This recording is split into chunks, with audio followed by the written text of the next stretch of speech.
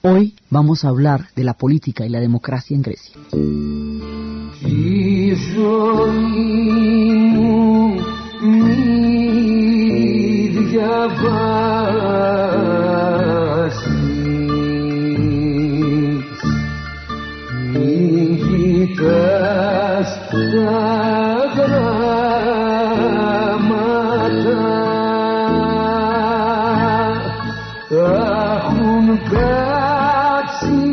Habíamos hablado de cómo los griegos son un compuesto de pueblos. Eran originariamente los pelasgos, que eran los que venían de Creta, directamente de la época del Minotauro, los aqueos, que son los que están ligados a toda la Ilíada y la Odisea, los que están emparentados con todos los dioses alrededor de estas epopeyas y de estos poemas, y los dorios.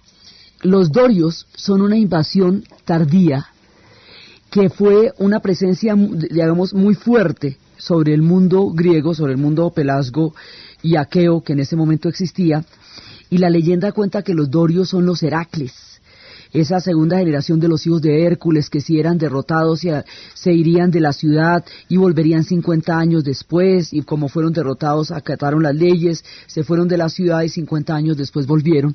Ese regreso de los Heráclidas es lo que se atribuye a la invasión doria. La invasión doria es una invasión aria y es una invasión, digamos, de una característica segregacionista. Ellos no se mezclaron con las otras ciudades, inclusive esclavizaron algunas de las ciudades donde llegaron y crearon un mundo muy distinto al mundo que existía antes. Hay una reacción a esta presencia de los dorios, una reacción muy fuerte precisamente por la xenofobia que ellos traían, por el racismo que practicaban, por la manera tan fuerte y agresiva como se impusieron sobre el mundo griego, y la reacción que hay a la invasión doria es lo que se llaman los jónicos. O sea, los jonios son una reacción, una cultura que se acuña como una reacción contra la invasión doria. Entonces, aquí hay una cantidad de vertientes distintas dentro del mundo griego. Hemos hablado del mundo griego como una constelación de islas y de ciudades alrededor de todo este mundo de islas que se levanta entre lo que va a ser los Balcanes y lo que va a ser Turquía. Entonces todo eso está plagado de islas, y cada una de estas islas hay ciudades, y cada una de esas ciudades es una ciudad-estado. Entonces hay ciudades que están fundadas en la montaña. La geografía griega tiene una parte marítima, toda la parte mediterránea, y tiene una parte montañosa. Y hay culturas diferentes de lo que va a ser la montaña a lo que va a ser el mar. La montaña va a tener unas características distintas, y de la montaña van a venir otras vetas de civilización distintas a las que vienen del mar. Entonces se forman todas estas ciudades, y cada vez que había demasiada gente en una ciudad se fundaba una colonia, una epoikia. Y esas colonias se fueron extendiendo por todo el mapa, alrededor de todo lo que va a ser el Asia Menor, que corresponde al país que es Turquía. El mapa que está entre los Balcanes y el Asia Menor está lleno de islas, y cada una de estas islas fueron convirtiéndose en colonias griegas a medida que se fueron expandiendo. Entonces, esto es digamos, un mundo esparcido, que nunca va a tener un solo centro, que va a tener las ciudades-estados, y cada ciudad se va a desarrollar con sus propias leyes y con su propia visión del mundo. Va a haber una unidad cultural, pero nunca va a haber una unidad política, a no ser que los ataquen. Pero digamos, la formación del mundo griego se da en un paréntesis, en el cual en Europa no había ninguna civilización que los amenazara en ese momento, y se permitió que un mundo así tuviera lugar y pudiera existir, porque no se veía amenazado.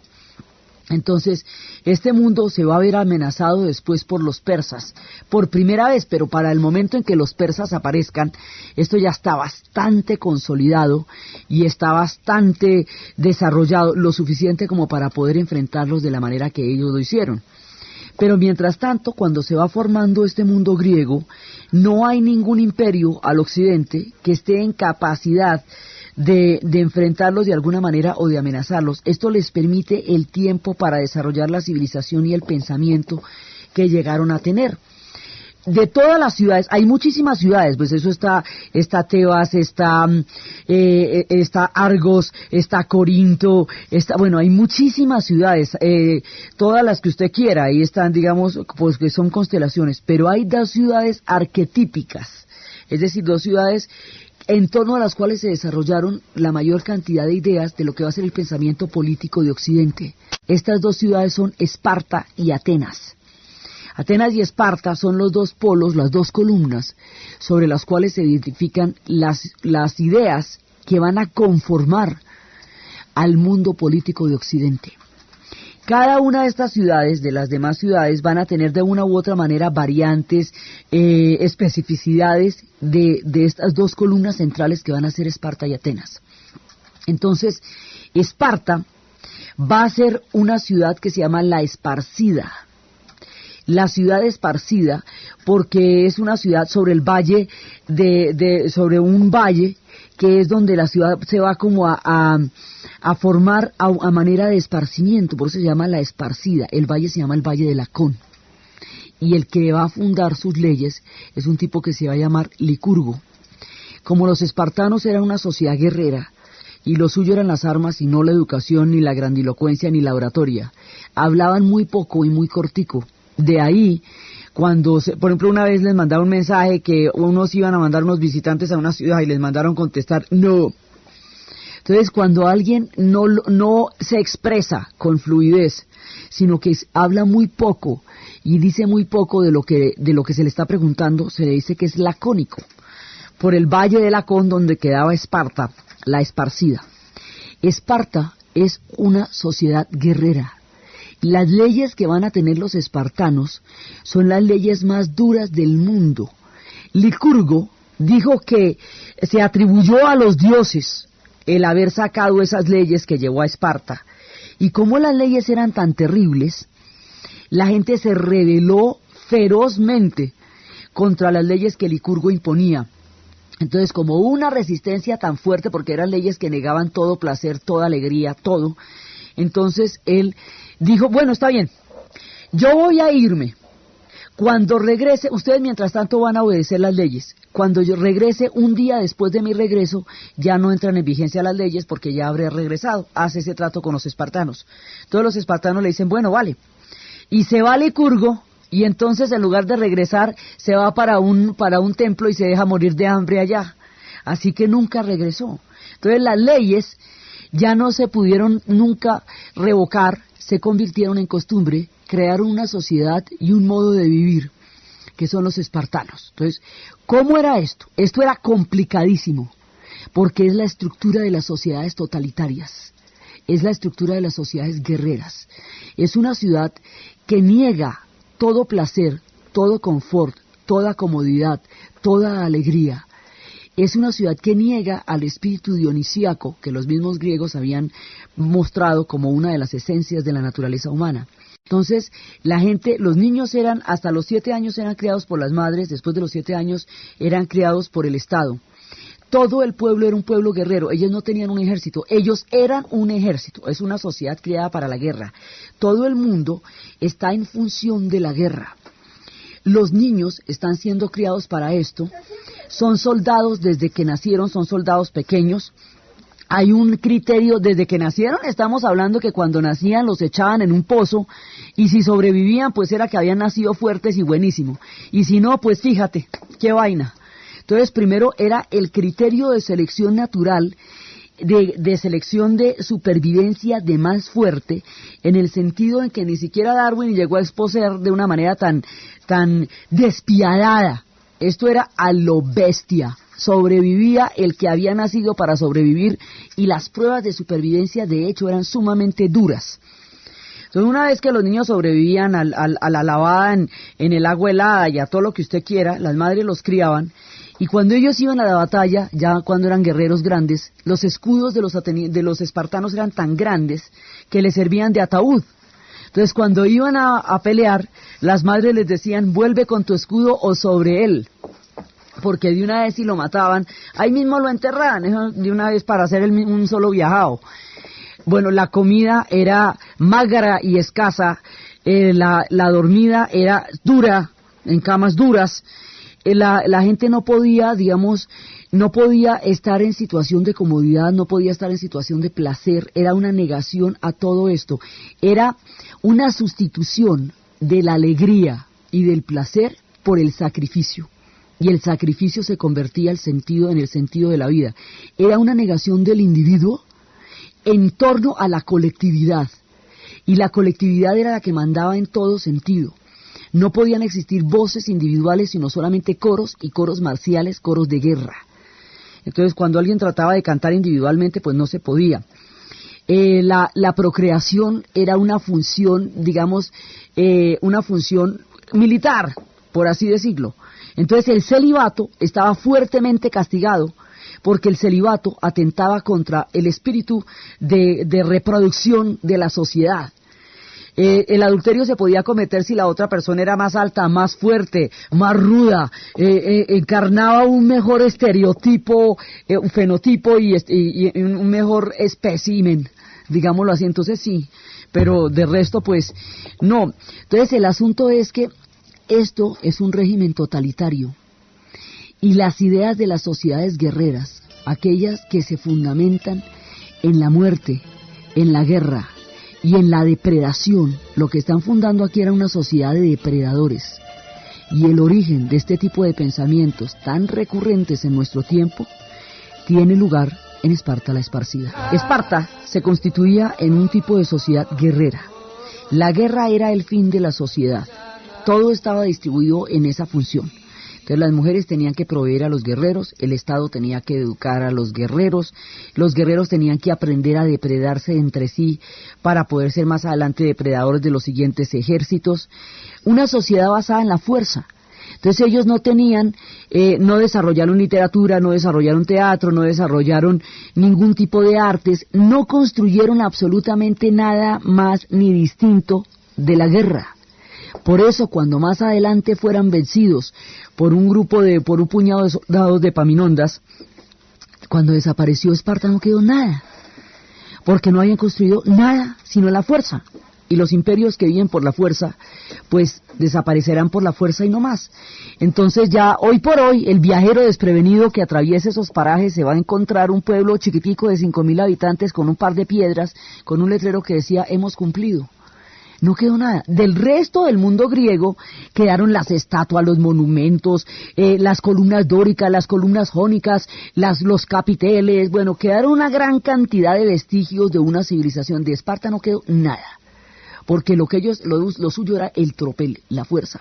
Entonces, ese espíritu espartano, que es un espíritu colectivo, que es un espíritu donde todo el mundo se tiene que sacrificar, no hay ningún tipo de libertad individual, de libertad de pensamiento, no hay ninguna forma de expresión que pueda ser libremente acogida, porque además está impuesto supuestamente por los dioses, y Licurgo pues los engañó diciéndoles que era temporal, y eso se convirtió en una costumbre, y la severidad era tal que un día fue un ciudadano de Sibaris. Sibaris era una ciudad de donde viene la palabra sibarita, porque Sibaris era la ciudad más chévere, porque era una ciudad dedicada a la buena vida, a la comodidad, al placer, al deleite, a la culinaria, al baile. Entonces, los que venían de esa ciudad se llamaban sibaritas, por eso quien ama la buena vida se le dice sibarita. Un sibarita vino alguna vez a Esparta. Y cuando vio las condiciones de vida, las camas en que dormían, lo que comían, el trato que recibían, la infancia que tenían, las relaciones familiares que tenían, dijo, los espartanos deben ser unos valerosos soldados. No me cabe ninguna duda, porque con esa vida tan miserable que tienen no deben tenerle ningún miedo a la muerte. No tienen básicamente nada que perder. Y era un poco, digamos, la severidad. Hoy por hoy, la severidad en las costumbres y en la vida se le dice, cuando alguien es demasiado severo, se dice que tiene un espíritu espartano. De estas maquinarias de guerra, Esparta era una máquina de guerra. De estas maquinarias de guerra toman modelos, lo que más adelante serían los esquemas totalitaristas de las diferentes tendencias políticas que hubiera. Buena parte de esto se va a aplicar a los regímenes alemanes, a los regímenes italianos, mucho tiempo después. Se toman de este tipo de sociedad, donde la guerra se hace la única forma de vivir, donde la ternura está totalmente prohibida, porque para crear sociedades guerreras hay que matar toda forma de ternura, hay que depredar el afecto, los lazos se tienen que romper, porque el corazón tiene que endurecerse para convertirse en una máquina de matar. La educación en este tipo de sociedades es una educación mutiladora en términos afectivos, porque está hecha para concebir una máquina de guerra. Y es una máquina de guerra en condiciones rudas, porque, por ejemplo, los romanos más adelante desarrollarían una máquina de guerra poderosísima, pero un legionario romano, un tipo que comía bien, que tenía unas condiciones exigentes de entrenamiento militar, pero unas condiciones muy buenas de vida, y ese tenía seguridad social, y los ejércitos romanos tendrían muchísimas ventajas y comodidades dentro de lo exigente que era su labor. Estos no. La exigencia estaba basada en el sacrificio y en la negación de todo placer. Ese carácter guerrero de Esparta es, por un lado, el fundamento teórico del totalitarismo, porque es precisamente poner a las sociedades a funcionar en torno a la guerra, en torno a toda una ideología que sacrifique al individuo por la sociedad y que sacrifique toda forma de afectividad por un proyecto de avance y de conquista. Por el otro lado, esa formidable fuerza militar hacía que el resto de las ciudades griegas se aliaran con ella con frecuencia cuando tuvieran o pidieran que ella saliera en su defensa cuando se iban a enfrentar a la hora de las guerras. Entonces, hasta el momento, Grecia no había tenido que enfrentar ningún tipo de amenaza exterior porque, como habíamos visto, al occidente no los amenazaba nadie, pero al oriente sí. Al oriente viene un imperio poderosísimo que era tremendo, tremendo, tremendo. Ese imperio es el imperio persa. Los persas tienen toda clase de nombres y por eso es difícil rastrearlos en la historia. Los persas se pueden llamar iranios, se pueden llamar parsúas, se pueden llamar medas, se pueden llamar aqueménidas, se pueden llamar sasánidas. Todos estos nombres, o iraníes, los van a recibir a lo largo de su historia. Entonces, en el momento en que se enfrentan con los griegos, se les llama medos.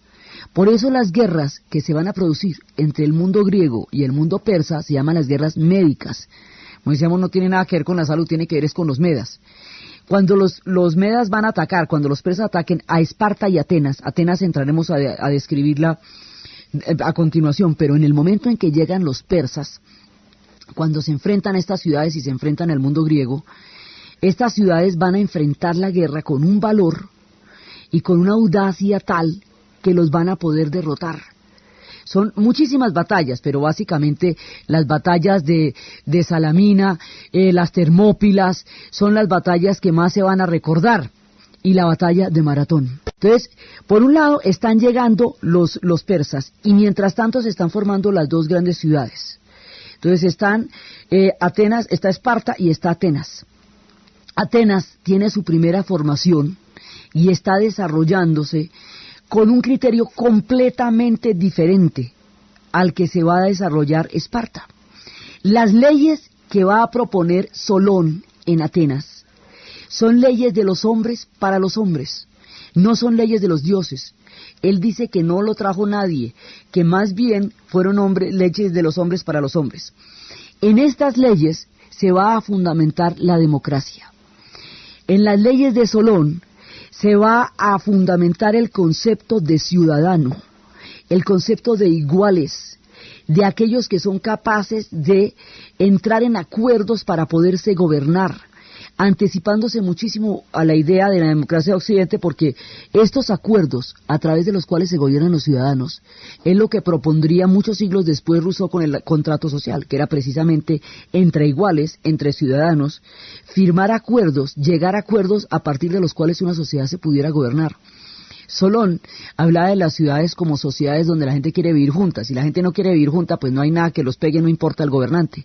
Solón va a ser un tipo absolutamente justo y va a mezclar la justicia con la indulgencia, porque va a ser un hombre cuyas leyes van a ser lo suficientemente honestas. Él dice que una sociedad que vaya a funcionar en términos democráticos es una sociedad donde, por un lado, los hombres obedecen al gobernante y el gobernante obedece a las leyes, y las leyes han sido creadas por los hombres y el gobernante en conjunto. Entonces, aquí hay discusión acerca de todo, aquí hay la posibilidad de gobernarse para todo. Entonces le preguntaban que si él creía que esas leyes eran buenas absolutamente.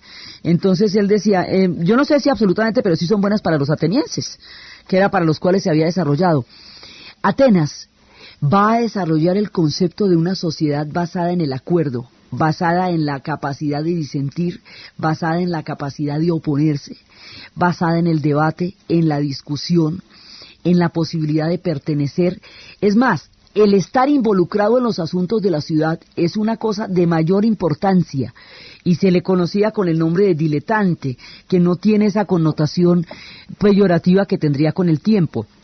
Todo el mundo tenía que ocuparse de los asuntos de la ciudad, porque eran asuntos de todos, a todos les interesaba. Así que todos van a estar involucrados en esto. Usted no puede ser ajeno a nada que se vote, a nada que se decida, a nada que se haga en nombre suyo, porque todo aquello que se haga, se decida o se vote en nombre suyo, tiene que ver directamente con usted. Entonces, están tan entrelazados los intereses de la ciudad con los intereses del individuo, que el individuo no puede sustraerse a lo que esté pasando en la ciudad. La democracia ateniense se basa en el individuo, porque es precisamente el individuo el que va a poder votar y determinar su opinión respecto a los destinos. Por eso habíamos hablado la vez pasada que en la democracia era donde se podía hacer la comedia, porque solamente la sátira tiene lugar en una sociedad que sea capaz de tolerar la burla de los propios gobernantes. Entonces Solón va a ser un hombre de una rectitud, porque además los griegos, ellos también tenían, digamos, todo tipo de pasiones y también tenían corrupciones y también tenían todas esas cosas, pero entonces ellos querían que el gobernante fuera totalmente recto, pero que fuera indulgente con las debilidades de los griegos. Y este tipo logró el equilibrio era un amante de la justicia y sin embargo no era ningún moralista. Entonces, esa combinación es muy rara porque generalmente los que se presumen amantes de la justicia pueden incurrir en excesos como de hacer de sus virtudes religiones. Este tipo era fresco y buen gobernante. Entonces, él tenía unas leyes justas, buscaba la justicia, pero también era indulgente, que eso es muy importante también en los gobernantes, el poder entender las flaquezas humanas para poder gobernar. Entonces el tipo legalizó la prostitución. ¿Por qué? Dice, porque es mejor, digamos, no se puede erradicar el pecado, hay que ponerlo en la zona donde queda. Para las infidelidades había multas. No castigaba el celibato, como si era terriblemente castigado en Esparta. Es decir, había una libre opción individual de vida al interior de una profunda y nutrida vida en común. Y de esa manera se lograba establecer un equilibrio entre las cosas que se tienen que decidir en comunidad y las opciones individuales que las personas hayan tenido o deseen tener con respecto a su propia vida. Eran ciudades pequeñas, se podían manejar en estos tamaños de población y va a establecer condiciones de igualdad, digamos en términos económicos, para que sea real el acceso a la democracia. Y la manera como este pueblo va a recibir su legado y a consolidarse a partir de las leyes de Solón es lo que vamos a ver después.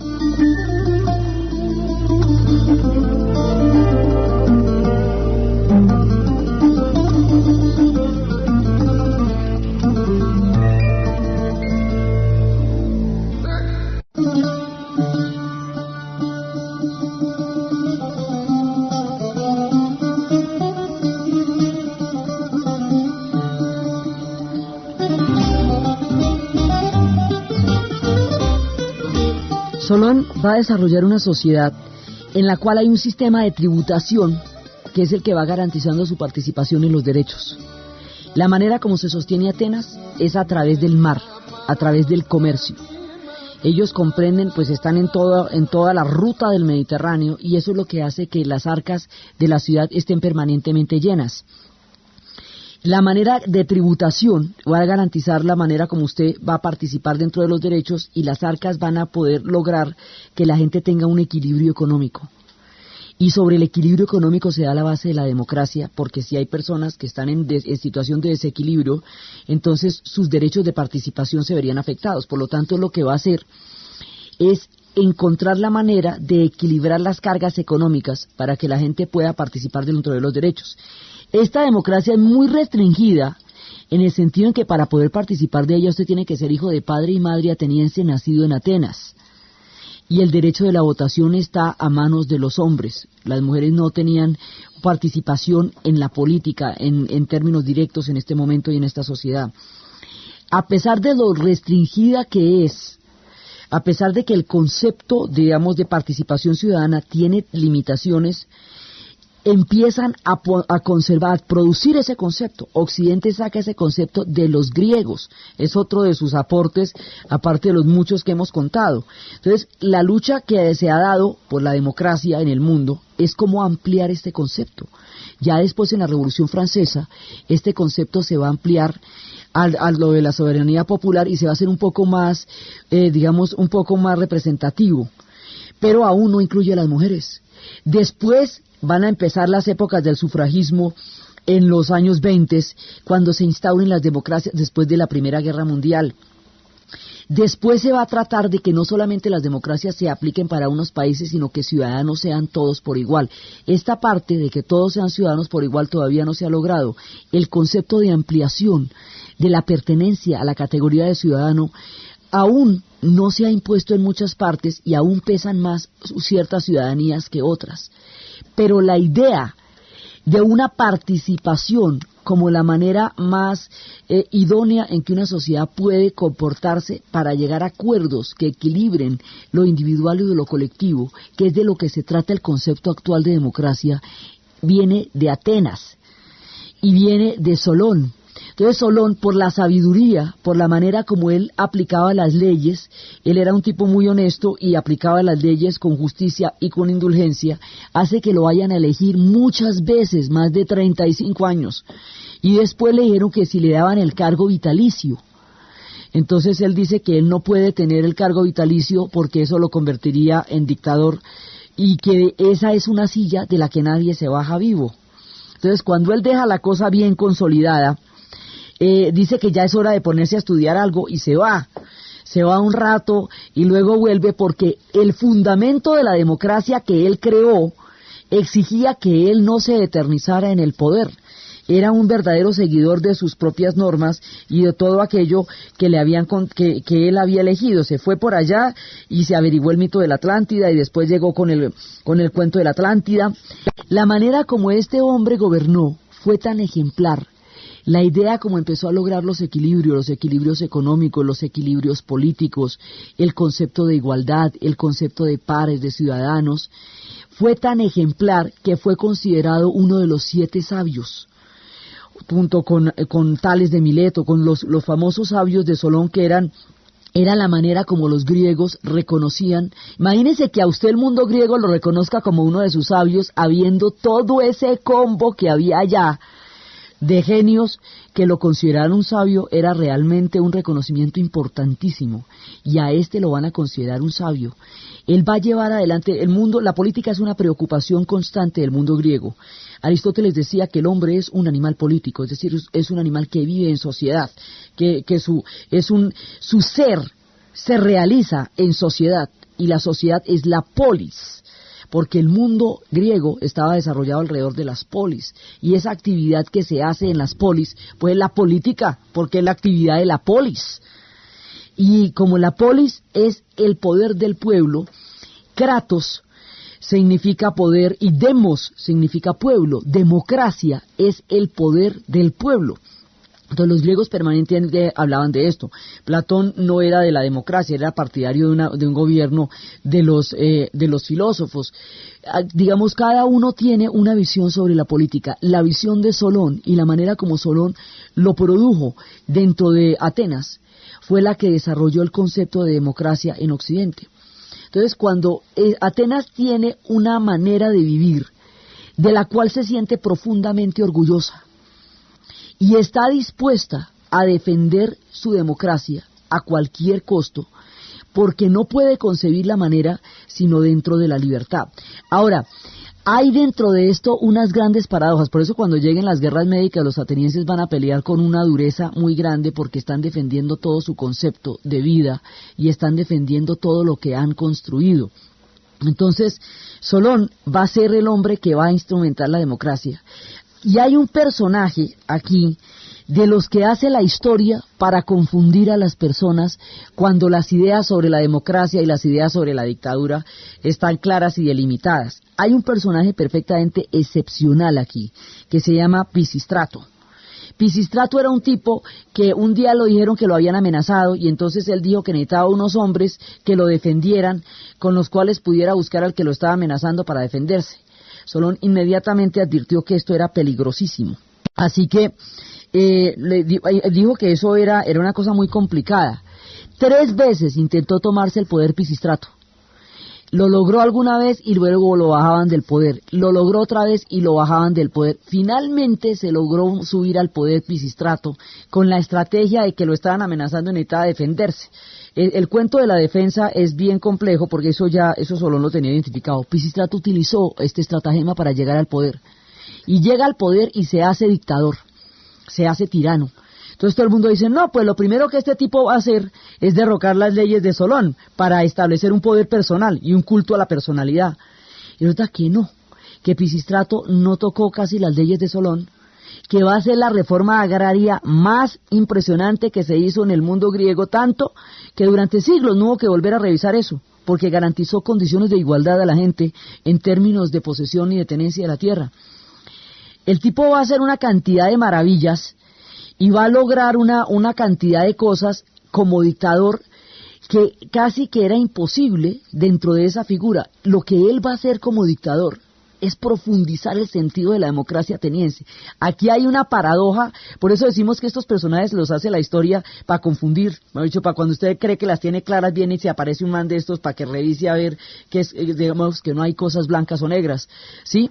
Entonces, este personaje profundiza la democracia en Atenas, era simpatiquísimo, lograba a sus adversarios tornarlos en su favor a punta de comérselos a cuentos, lograba convencer a la gente de que los intereses de él eran los intereses de toda la sociedad y de lo que él quería era lo que quería todo el mundo, y logró mantenerse en el poder mucho tiempo, y logró profundizar la democracia en Atenas con un régimen dictatorial, era una cosa completamente contradictoria. Sus hijos, al no tener su talento, sí ejercieron una dictadura de verdad, y a eso sí los bajaron de ahí, a través de una conspiración y a través de un montón de historias, porque ellos máximo se aguantaban a Pisístrato con todo y todo, porque lo que estaba haciendo era profundizando una serie de leyes que les daban derechos a todos, pero ya cuando sus hijos intentaron ejercer una dictadura en el sentido tradicional de la palabra, ahí sí ya no se puede.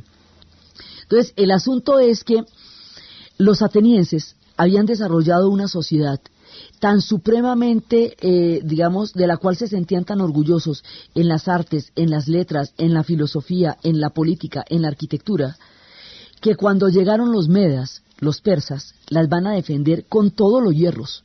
Entonces, los atenienses van a luchar muy duramente porque la pérdida de una guerra es la pérdida de toda la ciudad. Y los espartanos van a luchar muy duramente porque para eso vivían y de eso se trataba su sociedad. Y entre el poderío militar de Esparta y la voluntad de Atenas van a parar a los persas. Y esto era imposible porque es que los persas ponen un ejército de 1 millón de hombres. El imperio persa era un señor imperio, pero era un imperio tremendo.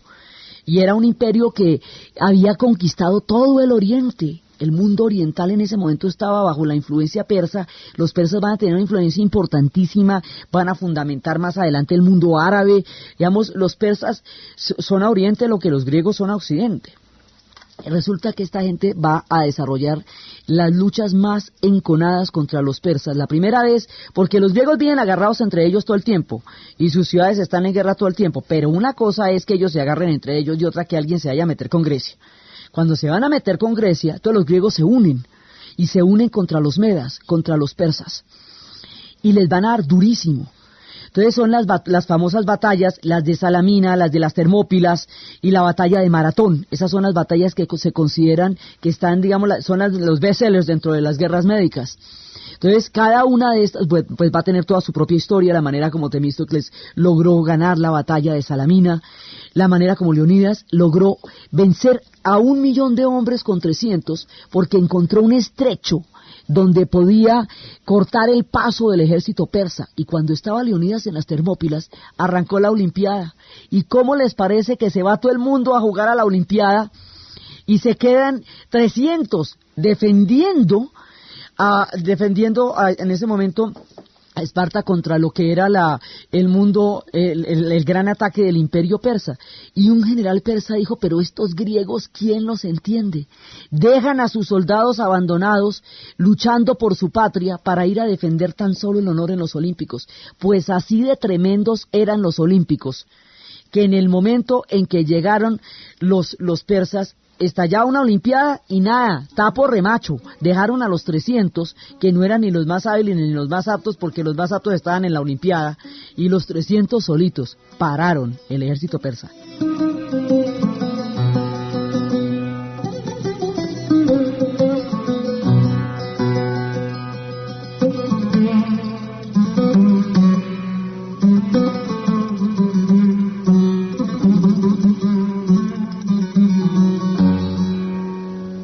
Lograron parar a los persas, además muy a lo griego. Les dijo el oráculo que se tiene que consultar siempre. No había ninguna decisión que tomaran los griegos en ningún sentido, ni colectiva ni individual, que no estuviera consultada por el oráculo.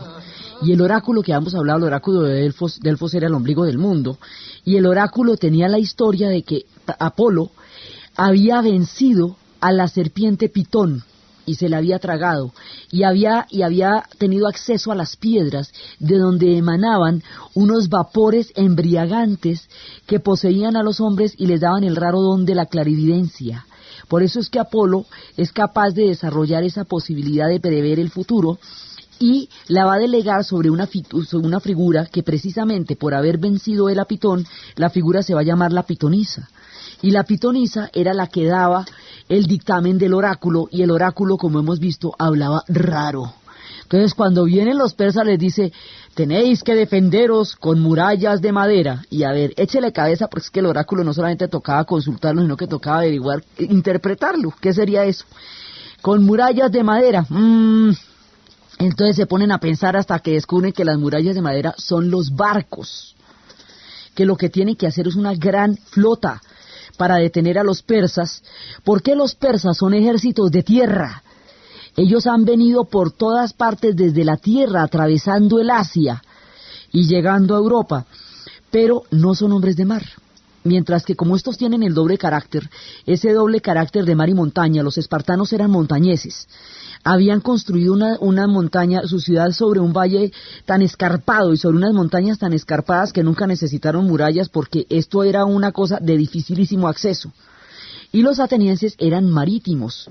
Entonces combinaban todas estas cosas. Entre ellos vivían todo el tiempo peleando entre el mar y la montaña, y las culturas del mar eran totalmente diferentes a las de la montaña. Pero a la hora de pelear con los persas, todo el mundo está de acuerdo. Entonces hacen los barcos, y los barcos son los que van a vencer a los persas.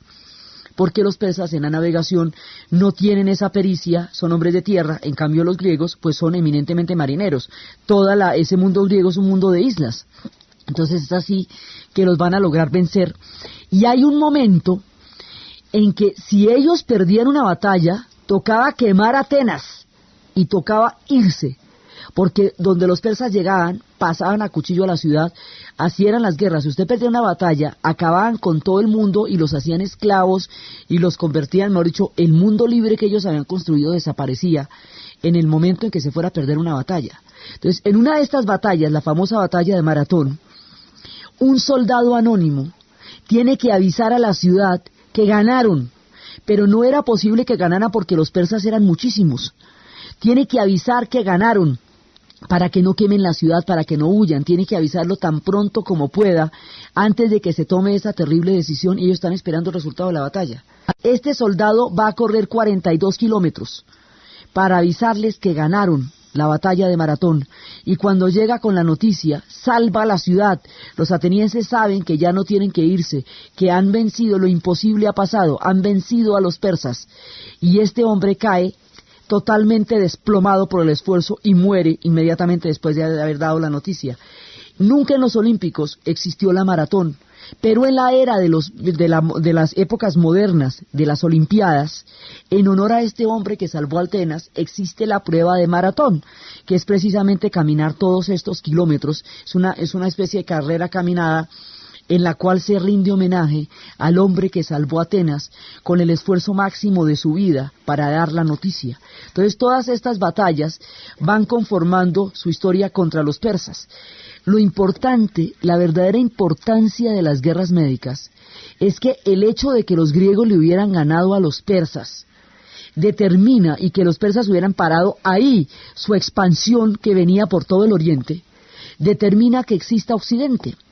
Si los griegos hubieran perdido, que entre otras cosas era lo más probable porque se enfrentaban a ejércitos formidables, se salvaban era por la disciplina con la que ellos peleaban, porque ellos empezaron a crear tácticas de guerra absolutamente disciplinadas, las falanges y todo eso, y mientras que los otros eran un ejército gigantesco pero peleaban en hordas.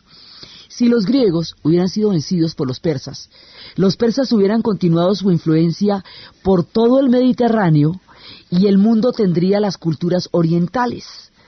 La influencia sería de Oriente, nuestra historia sería totalmente diferente, tendríamos como referente a los persas, que eran una gran civilización también, y era una civilización poderosísima y una civilización absolutamente rica, pero era otra historia distinta, completamente distinta. Oriente, que era de donde parten las civilizaciones, hubiera llegado al Mediterráneo, y el desarrollo del mundo mediterráneo hubiera sido un desarrollo oriental. Pero al no poder entrar los persas en Occidente, por haber perdido la batalla frente a los griegos van a poder existir como cultura y como civilización. Si no hubieran sido una civilización sometida por los persas, y la influencia hubiera dado otro resultado cultural completamente diferente al que estamos contando. Mejor, peor, no se sabe, distinto solamente. Pero el hecho de haberlos podido parar permite la existencia del mundo griego, porque realmente eran los únicos que los amenazaron durante muchísimo tiempo y los únicos que podrían en un momento dado ofrecer una rivalidad seria con el mundo griego. Entonces, eso hace que el mundo griego se pueda desarrollar y que el mundo griego pueda tener toda la posibilidad de ser que tuvo durante todo el tiempo que lo tuvo. Esto es lo que hace posible la existencia de Occidente. Los persas quedan parados y su imperio se va a desarrollar y su influencia se va a desarrollar en todo el oriente, y el mundo oriental tendrá el indeleble sello persa en toda su posibilidad de desarrollo como civilización. El mundo occidental tendrá el sello griego, porque es a partir de acá, después vamos a ver cómo el helenismo va a llevar esta cultura griega por todas partes y la va a esparcir. Pero para que hubiera existido esto, necesitábamos haber podido vencer a los persas. Por eso es que una de las grandes tragedias es cuando los persas, le pasa lo contrario, reciben la noticia de que han perdido la batalla y tienen que salir y tienen que huir, y la catástrofe sucede sobre ellos. Esa es una de las tragedias de Esquilo, son precisamente los persas. Cuando conocen la noticia, la tragedia se desarrolla durante todo el tiempo que ellos están esperando el momento de la noticia, en la cual les avisen que han perdido la batalla. Y saben y temen que la van a perder, y en el momento en que van a saber eso, saben que todo se ha perdido. La tragedia consiste en la espera de la noticia que va a desarrollar la catástrofe de las ciudades persas, porque era la una o era la otra. Entonces esta es la primera parte de las guerras, que es la que va a consolidar y a poner a salvo la existencia del mundo griego. Va a haber varias guerras médicas, pero todas las van a ganar los griegos, y eso va a permitir que su mundo exista. Entonces, ya asegurados estos, nos vamos a consolidar esto cada vez más. Rara vez en la historia aparece un personaje a la hora que es, el día que es, y donde toca y cómo toca. Muchas sociedades pueden haber tenido Platones, y pueden haber tenido Aristóteles, y pueden haber tenido Solones, y pueden haber tenido Tales, y pueden haber tenido todos estos genios, pero si esas sociedades, o Césares, o Augustos, o Napoleones, o Washington, pero si esas sociedades no están listas para entender estos hombres, en lugar de acabar en la gloria, acaban en la horca. Atenas estaba lista para la llegada del propio, y el propio le va a llegar con un esplendor tan grande, tan grande, tan grande, que el siglo en que vivió llevará su nombre, que la era en que vivió llevará su nombre. Atenas estaba lista para él y él estaba listo para Atenas. Entonces llega al gobierno de la democracia ateniense Pericles. Y cuando llega Pericles, esto se pone tremendo, es cuando se pone realmente bueno, porque la era en que gobernó Pericles determinaba una madurez en el desarrollo del mundo griego y del mundo ateniense, que es cuando van a florecer todas las artes, que es cuando van a florecer todas las letras, que es cuando va a florecer toda la escultura, es cuando la filosofía llega a su punto cumbre. Vamos, todo este desarrollo que se ha venido dando escalonadamente en ascenso, llega a una culminación con el siglo de Pericles. Entonces, por eso es que es tanta la publicidad que tiene Pericles, porque llega en el momento en que están apenas para lograr proyectar hacia las cumbres la cultura griega. Entonces, este hombre va a significar el punto más alto de civilización a la que los griegos llegaron, el momento más impresionante. Y este tipo va a ser totalmente justo, va a recibir la herencia de Solón. Solón, cuando murió, en su tumba decía simplemente una leyenda que decía, nada de excesos, él nunca pecó de excesos. Pericles va a llegar allá, Pericles va a gobernar con una sabiduría, y Pericles va a entender, además le tenía clarito cómo era el espíritu de los atenienses. Dijo que iba a ser un Partenón enorme a los dioses. Y entonces los atenienses tampoco, pues sí, mucho cariño con los dioses, pero no se metían la mano al bolsillo. Entonces, no, que necesito plata de todos para poder hacer el Partenón, y no le paraban bolas. Dijo, bueno, entonces listo, lo voy a hacer de mi fortuna personal. Pero entonces, en el frontón, en lugar de decir Atenas, va a decir Pericles. Entonces los atenienses dijeron, no, ¿cómo así? Y entonces ahí sí le dieron el billete para hacerlo. Lo que no pudo el bien común, pudo la envidia. Eso sí no se iban a aguantar que eso dijera Pericles. Y van a construir el Partenón. En ese momento van a construir el Partenón. Entonces, Pericles va a desarrollar un mundo absolutamente apto para todo el nivel de desarrollo que había tenido. Y va a ser un tipo, va a programar la Constitución, va a estar en condiciones de seguir las leyes, digamos, la idea de Solón de poder gobernar, el gobernante según las leyes y las leyes según el pueblo, pues digamos, esa medida de la sabiduría, este tipo la va a aplicar de la mejor manera. No va a estar exento de pasiones, va a tener historias que lo van a obligar a mirar y a revisar sus propias leyes, pero va a ser un ejemplo siempre para Atenas, porque es el hombre en cuyo trayecto de vida ellos conocieron la inmortalidad, la manera como el mundo griego se va a desarrollar en tiempo de Pericles, su historia con Aspasia, el papel de las mujeres, las poetisas, las hetairas, que a través de este hombre fueron conocidas en Atenas, el mundo en que él estuvo, la riqueza que él desarrolló, las cumbres de la civilización griega y el punto máximo que van a lograr a tener ellos hasta cuando lleguen los macedonios y invadan las ciudades griegas, es lo que vamos a ver en el siguiente programa. Entonces, desde la creación de las grandes ciudades, desde los espíritus contrapuestos de Esparta y Atenas, desde las voluntades colectivas e individuales, desde las formas en las cuales la política se concibe a través de la práctica del mundo griego, desde las cumbres de su conocimiento, desde la madurez política de una civilización que ha logrado desarrollar un pensamiento gigantesco. En la narración Diana Uribe, en la asistencia técnica César Moreno, y para ustedes feliz domingo.